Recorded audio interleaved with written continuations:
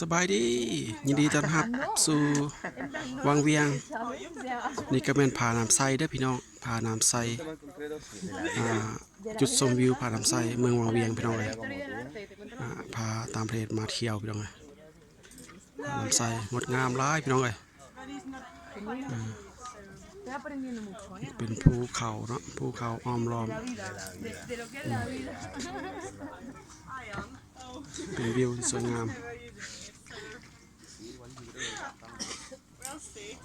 อันนี้เป็นจุดชมวิวพี่น้องเอ้ยชมวิว He's sweating and he's in the shadow. It's fine. You guys have to... I'll leave. จุดชมวิวในภูเขาหินปูนพี่น้องเอ้ยงามหลายพี่น้องเอ้ย